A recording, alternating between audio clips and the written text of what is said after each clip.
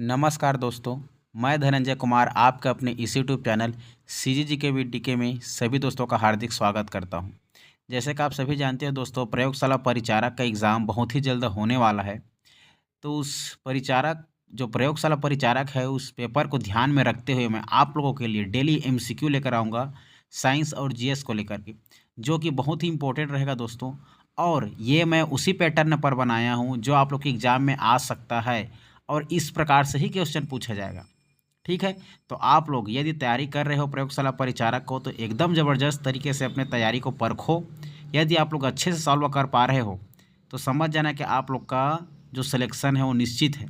और ये इसी तर्ज पर है, ठीक है, ये सभी क्वेश्चन उसी तर्ज पर है जिस तर्ज पर हमारा आप लोगों का क्या होने वाला है, प्रयोगशाला परिचारक का एग्ज़ाम होने वाला है। ठीक है, उसी तर्ज पर मैं आप लोगों के लिए पूरा क्वेश्चन रेडी किया हूँ बेटा। तो आप लोग तैयारी करना शुरू कर दो और एमसीक्यू सॉल्व करना शुरू कर दो। ये फटाफट मैं आप लोग को 50 एमसीक्यू कराऊंगा, जो कि अम्ल और क्षार से संबंधित जितने भी क्वेश्चन आता है आप लोग से बन जाएगा। ठीक है, तो चलो समय को ध्यान में रखते हैं और हम लोग एमसीक्यू सॉल्व करना शुरू करते हैं। इस प्रकार से आप लोगों का पहला क्वेश्चन है बेटा, शुष्क बुझा हुआ चूना पर क्लोरीन गैस की क्रिया से कौन सा पदार्थ बनता है। आप लोग का क्वेश्चन है बेटा, शुष्क बुझा हुआ चूना पर क्लोरीन गैस की क्रिया से कौन सा पदार्थ बनता है। ऑप्शन ए है विरंजक चूर्ण, ऑप्शन बी है कैल्शियम क्लोराइड, ऑप्शन सी है हाइड्रोक्लोरिक अम्ल और ऑप्शन डी है जल। तो याद रखना बेटा, जब भी आप लोगों को क्या पूछा जाएगा, ठीक है, बुझा हुआ चूना, ठीक है, पर क्लोरीन गैस जब भी क्रिया करता है ना, तो हमेशा विरंजक चूर्ण बनाता है। क्या बनाता है? विरंजक चूर्ण। तो याद रखना, विरंजक चूर्ण इसका क्या हो जाएगा, हमारा सही हो जाएगा। ठीक है, विरंजक चूर्ण ऑप्शन ए सही हो जाएगा। क्लियर है। अगला क्वेश्चन है बेटा आप लोगों का इस प्रकार से। तो दूसरा क्वेश्चन है, लिटमस रंजक बैगनी रंग का होता है जो निकाला जाता है।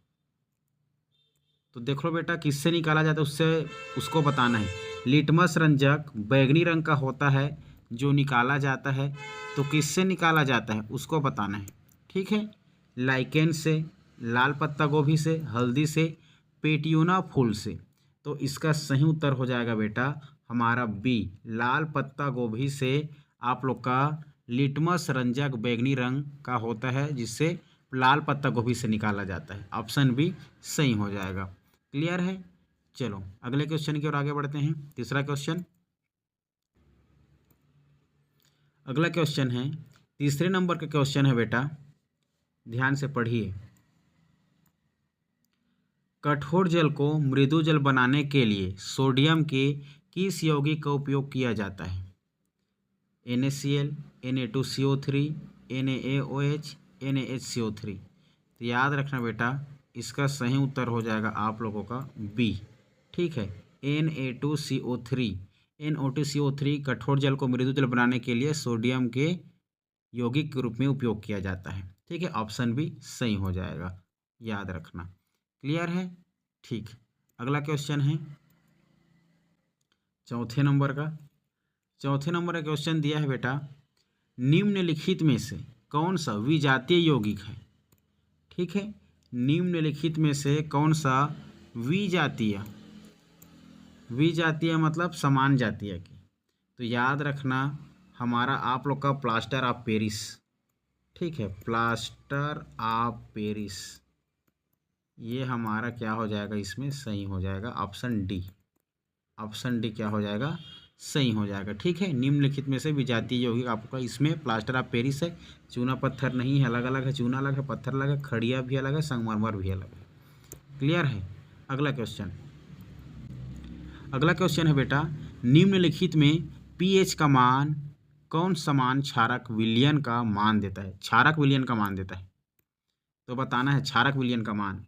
ठीक है, तो क्षारक वाला सबको पता है ना आप लोग को। जैसे कि क्षारक मानक हमारा तो हमेशा 7 से अधिक होता है, तो 7 से अधिक कौन है इसमें, 13। ठीक है, तो ऑप्शन डी क्या हो जाएगा, हमारा सही हो जाएगा 13। ठीक है, पीएच मान हमारा समान क्षारक विलयन का मान देता है, याद रखना 13।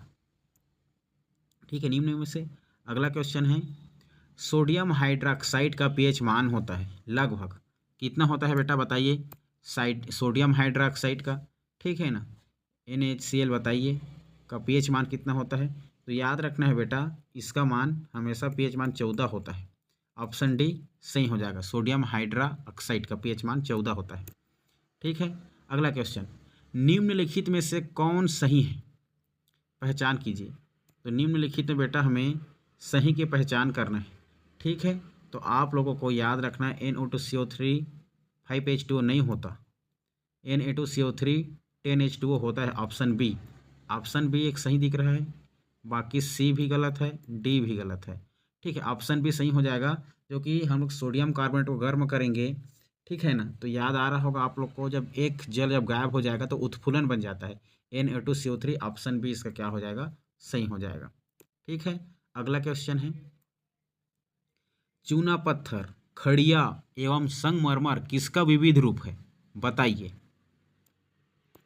ठीक है, ऑप्शन है बेटा ABCD में आप लोग को चूज करना है।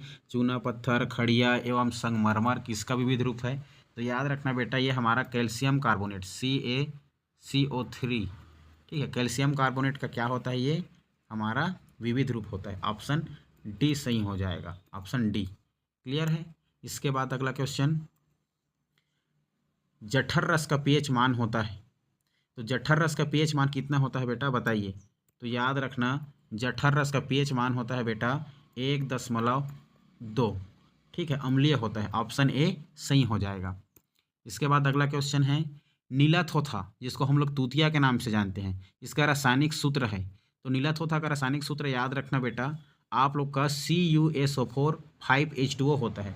ऑप्शन बी आप लोग को दिख रहा होगा, ऑप्शन बी हमारा क्या है, CuSO4 5H2O नीलाथोथा, ठीक है ना, याद रखना है, ऑप्शन बी इसका सही उत्तर हो जाएगा।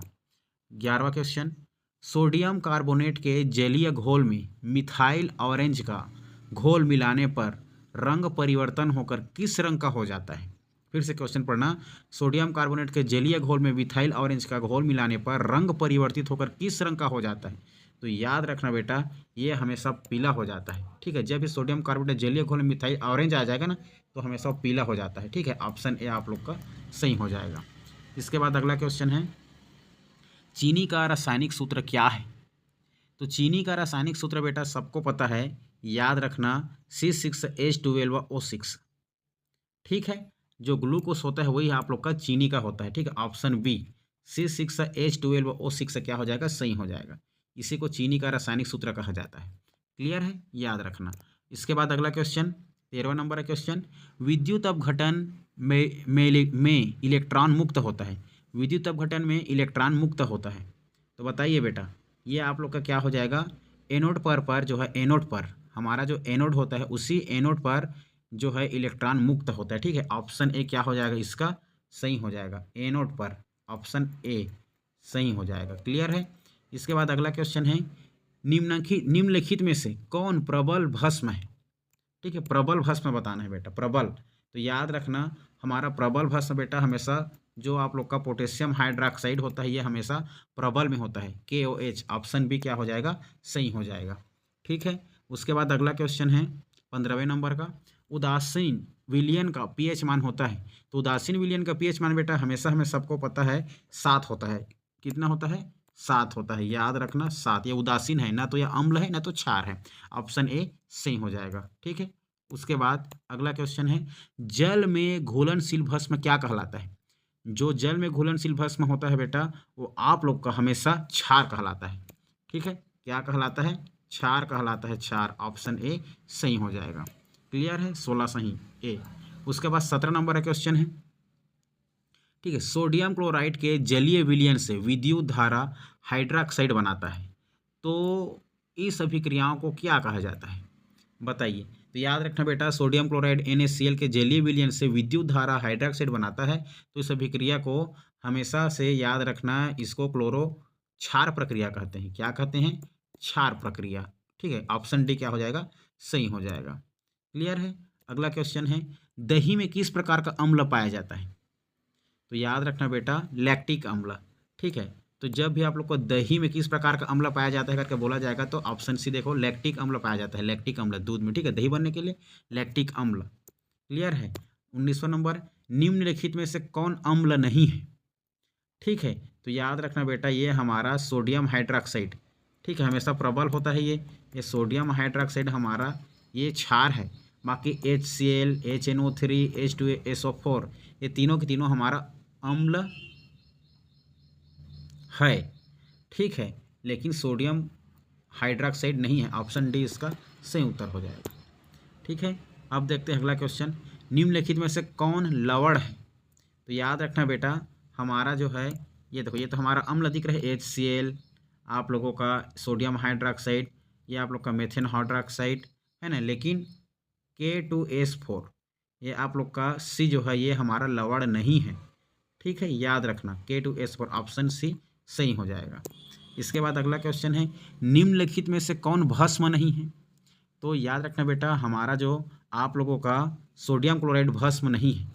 याद क्या नहीं है? सोडियम क्लोराइड, अर्थात ऑप्शन सी हमारा सही हो जाएगा। सोडियम क्लोराइड हमारा भस्म नहीं है। कैल्शियम ऑक्साइड, सोडियम हाइड्रोक्साइड और NO2CO3 ये सभी आप लोग का भस्म है। क्लियर है। अगला क्वेश्चन, नींबू के रस का pH मान कितना होता है? तो बताइए बेटा, नींबू का pH मान हमेशा याद रखना, आप लोग को बता दिया रहता हूँ, ये 2.2 होता है, अम्लीय होता है नींबू के रस का pH मान। ठीक है, याद रखना। उसके बाद अगला क्वेश्चन है किसी अम्ल में मुख्य रूप से, ठीक है, किसी अम्ल में मुख्य रूप से एक परमाणु अवश्य मौजूद रहता है जो धातु से अभिक्रिया कर एक गैस उत्पन्न करता है, वह गैस कौन है? तो याद रखना बेटा ये हमारा हाइड्रोजन, H ऑप्शन बी सही हो जाएगा। अगला क्वेश्चन है, इमली में कौन सा अम्ल विद्यमान रहता है? तो याद रखना बेटा इमली में हमारा आप लोगों का टार्टरिक अम्ल विद्यमान रहता है। तो याद रखना हमेशा से इमली में जब भी पूछा जाएगा तो टार्टरिक अम्ल याद रखना। ऑक्जेलिक अम्ल आप लोग का टमाटर में रहता है, लैक्टिक अम्ल दूध में रहता है, मेथनॉइक तो आप लोग को फल वाले में जानते ही हो। ठीक है, ये बेकिंग सोडा का रासायनिक सूत्र कौन है? अब इसमें आप लोग को बताना है बेटा बेकिंग सोडा। ठीक है, सभी को पता है बेकिंग सोडा है ना, एग्ज़ाम में पूछा जाता है बार बार। तो याद रखना हमारा NaHCO3। ठीक है, सोडियम हाई कार्बोनेट है ना, sodium bicarbonate, NaHCO3 sodium bicarbonate हमारा बेकिंग सोडा कहलाता है।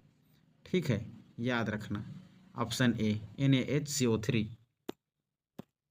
उसके बाद 26वां, सोडियम हाइड्रोक्साइड विलयन के साथ जिंक अधातु की अभिक्रिया निम्न में से कौन सा गैस उत्पन्न होता है? तो याद रखना बेटा, ठीक है,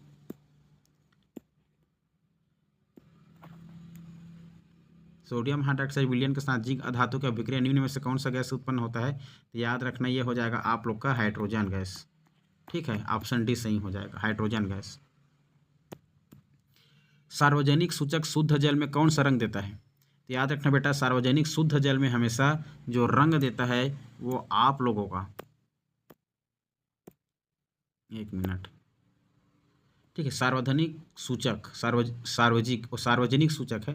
सार्वजनिक सूचक शुद्ध जल में कौन सा रंग देता है करके पूछा जाएगा तो याद रखना हमेशा से बेटा हरा रंग दिया जाता है सार्वजनिक के लिए, हरा ऑप्शन भी सही हो जाएगा।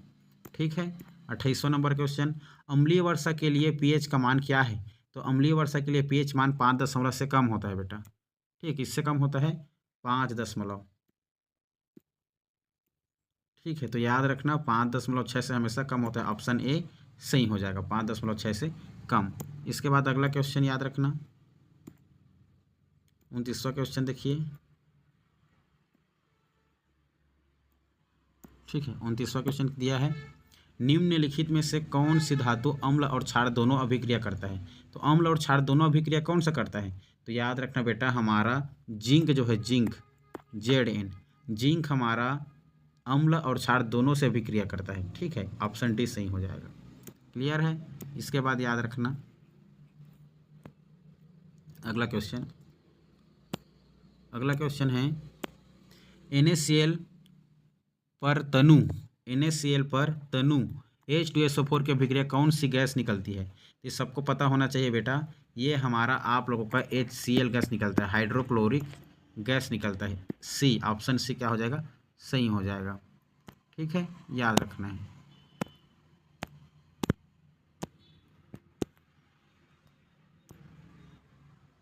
चलो अगला क्वेश्चन, 31 नंबर क्वेश्चन। तांबे के बर्तन में खट्टे खाद्य पदार्थ को नहीं रखे जाते हैं। क्यों नहीं रखे जाते हैं? क्योंकि याद रखना बेटा, हमेशा से खट्टे का खाद्य पदार्थ में अम्ल जो है वह तांबा के साथ अभिक्रिया करते हैं, ठीक है, और वो गलने लग जाता है। याद रखना, खट्टे पदार्थ में और एकदम से कासा टिप गलने तो नहीं लगता, एक प्रकार से एकदम उसका कलर चेंज होने लगता है। इसलिए खट्टे खाद्य पदार्थ में हम लोग किसी प्रकार के बर्तन को नहीं रखते, तांबे वाले बर्तन को। ऑप्शन इसका बी सही हो जाएगा। धातुओं के ऑक्साइड पर अम्ल के प्रभाव से कौन सा यौगिक बनता है? धातुओं के ऑक्साइड, ठीक है, तो धातुओं के ऑक्साइड पर अम्ल के प्रभाव से हमेशा बेटा धातु लवण यौगिक बनता है। क्या बनता है? धातु लवण यौगिक बनता है। ऑप्शन सी सही हो जाएगा, धातु लवण। क्लियर है? इसके बाद, वे खाद्य पदार्थ जिनके स्वाद खट्टे होते हैं और वे नीले लिटमस के घोल को लाल बना देता है, कहा जाता है। तो बेटा जब भी आप लोग का नीला से लाल बनेगा तब समझ जाना आप लोग कि वो अम्ल है करके। क्या है करके? अम्ल है करके। जब भी नीला से क्या हो जाएगा? लाल हो जाएगा। नीला से लाल हुआ मतलब समझ जाना क्या हो जाएगा? वो अम्ल। ऑप्शन सी सही हो जाएगा। और लाल से नीला बोलेगा तो क्षार हो जाएगा। क्लियर है ये?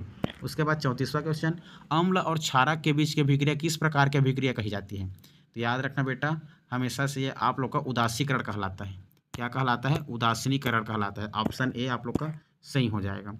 इसके बाद अगला क्वेश्चन है, प्रबल अम्ल और प्रबल क्षार से बने लवण के पीएच मान क्या होंगे? तो याद रखना, ये भी इंपॉर्टेंट क्वेश्चन है। प्रबल अम्ल और प्रबल क्षार से बने लवण के पीएच मान को हमेशा बेटा हम लोग आप लोग का 7 पीएच मान को कहा जाता है, प्रबल अम्ल और प्रबल क्षार।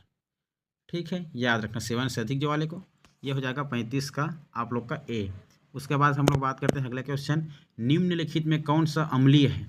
तो याद रखना बेटा, इसमें आप लोग का तो सबको पता है HCl का अम्लीय घोल ही हमारा क्या होता है? अम्लीय है। बाकी शुष्क HCl गैस नहीं होता। शुष्क अमोनिया गैस क्षार होता है। अमोनिया का जलीय घोल भी आप लोग का क्षार होता है। लेकिन ऑप्शन बी याद रखना आप लोग, जो ऑप्शन बी है हमारा HCl का अम्लीय घोल, ये आप लोग का क्या है? हमारा अम्लीय है। ठीक है। 37वां क्वेश्चन, जिप्सम लवण के क्रिस्टल का रासायनिक सूत्र निम्नलिखित में कौन है? तो देखो बेटा, जिप्सम लवण याद रखना है, जिप्सम लवण। तो जिप्सम लवण के क्रिस्टल का रासायनिक सूत्र याद रखना आप लोग, ये इंपॉर्टेंट है हमारा, CaSO4 2H2O। ऑप्शन बी सही हो जाएगा। ठीक है, ऑप्शन बी। उसके बाद अगला क्वेश्चन 38वां, सिरका में कौन सा अम्ल पाया जाता है? तो याद रखना बेटा, सिरका में हमारा आप लोग का एसिटिक अम्ल पाया जाता है। ऑप्शन डी इसका सही हो जाएगा, एसिटिक अम्ल। क्लियर है? उसके बाद H2SO4 का प्रबल अम्ल है, क्योंकि जलीय घोल में यह बेटा याद रखना पूर्णतः आयनित होता है। क्या होता है? ऑप्शन ए सही हो जाएगा, यह पूर्णतः आयनित होता है। ऑप्शन ए सही हो जाएगा। ठीक है, H2SO4 एक प्रबल अम्ल है जो कि हमारे जलीय घोल में यह आयनित हो जाता है, घुल जाता है। 40वां, निम्नलिखित में कौन सा प्रबल अम्ल है?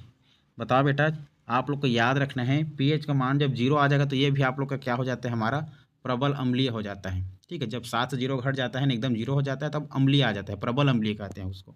ठीक है, 7 से कम, ठीक है, अर्थात 0, 3, 1 से कम। ऑप्शन ए यही हमारा प्रबल अम्लीय है। नेटल के डंक में कौन सा अम्ल है? नेटल, ठीक है बेटा, याद रखना, नेटल के डंक में मेथेनोइक अम्ल होता है। क्या होता है?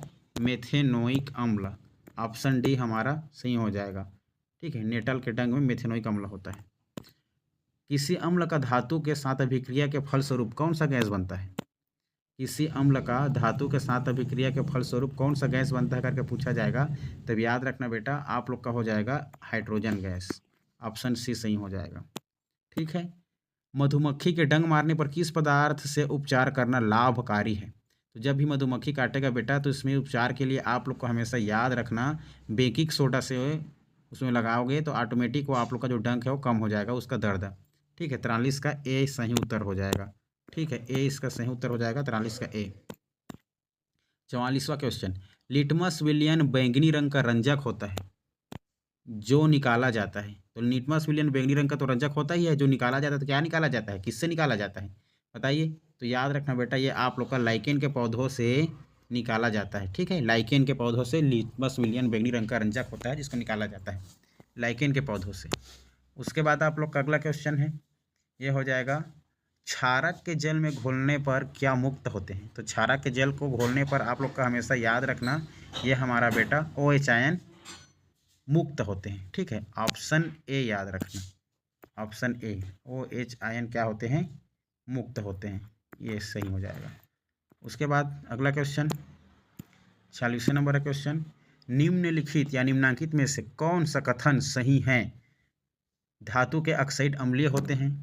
देखिए बेटा, इसको पहचानना है, कौन सा कथन सही है। धातु के ऑक्साइड अम्लीय होते हैं, धातु के ऑक्साइड अम्लीय हो, धातु के ऑक्साइड मतलब धातु के ऑक्साइड अम्लीय होते हैं, अधातु के ऑक्साइड अम्लीय होते हैं, धातु के ऑक्साइड भस्मीय होते हैं, धातु और धातु के ऑक्साइड अम्लीय होते हैं। तो याद रखना बेटा, इसका सही उत्तर हो जाएगा सी, धातु के ऑक्साइड भस्मीय होते हैं। भस्म धातु के जो ऑक्साइड होते हैं, ऑप्शन सी इसका क्या हो जाएगा, सही हो जाएगा।